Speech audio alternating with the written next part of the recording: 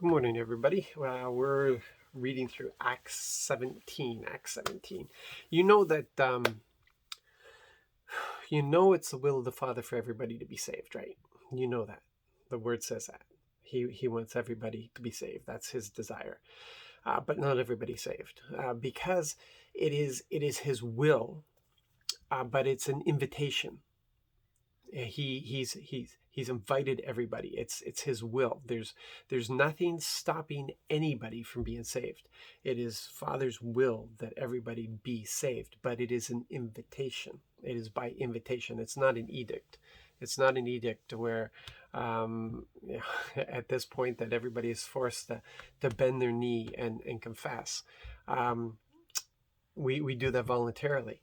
We do that voluntarily because we respond to his love, to that invitation, and it's an invitation. It's not something that's forced. So we got to keep that in mind. We really do. When we're dealing with our children, when we're dealing with neighbors and such, that we have to come across that this is an invitation into something absolutely wonderful, absolutely wonderful. People have to be crazy to pass it up. But they have that freedom. They have that right. They're allowed to. And every one of you knows what it feels like to be forced into something. With this pandemic, could you imagine if the government turned around and said everybody must get um, vaccinated? They have to. But our government won't turn around and do that because they understand that there's still freedoms that are guaranteed to us. And even if it is for the sake of public health, we can't be forced. Um, and there's nobody standing at our door with a gun, forcing us to stay into our house, but there will be consequences if we're found doing things that we're not supposed to be doing, such as going into a public building without a mask. There will be consequences. So if you don't want to wear a mask, you just have to be willing to deal with the consequences. And the consequences is a hefty fine. It is. But nobody's going to shoot you dead because you're not wearing a mask. So, so there's, you know, so you have the freedom to reject the invitation of Father, and understanding that there are consequences to that the whole humanity is under condemnation because of our rebellious nature. This is the Creator who created us to so that He could have this loving relationship, and soon as we went bad, and became a rebellious lot, really He should have just wiped us out. But His commitment is a commitment of love, and so he's waiting till humanity gets to that peak of evil where we can't. There's nothing. There's nothing left for us to do. Um, Nothing left for us to do uh, that could be more evil.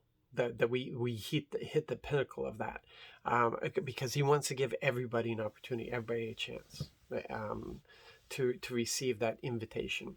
But it is an invitation, and we need to understand that. But what's crazy, the stumbling block for a lot of people is the resurrection. The stumbling block isn't even so much the cross, it's the raising from the dead. It's that, and we see that with Paul. Paul entered into a whole world of crazy there in Athens, where everybody believed everything. They would debate everything, and they would probably pick their camps. That would be their favorite thing to defend and to argue. They had every god there was, even to the unknown God. And when Paul tried to explain to them the unknown God, they were interested until he hit the the resurrection, the raising from the dead, and then they just turned off. They turned off. We're surrounded by people who will believe the craziest things. They are willing to believe the craziest things. They believe that the stars determine your destination.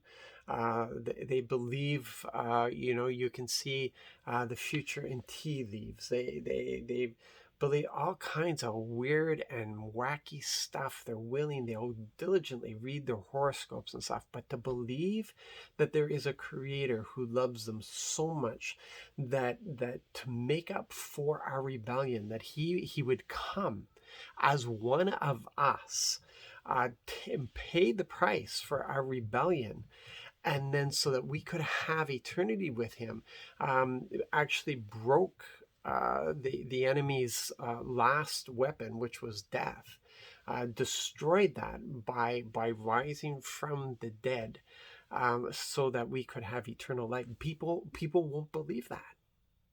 They won't believe that. That's too much for them. But they'll read their horoscopes.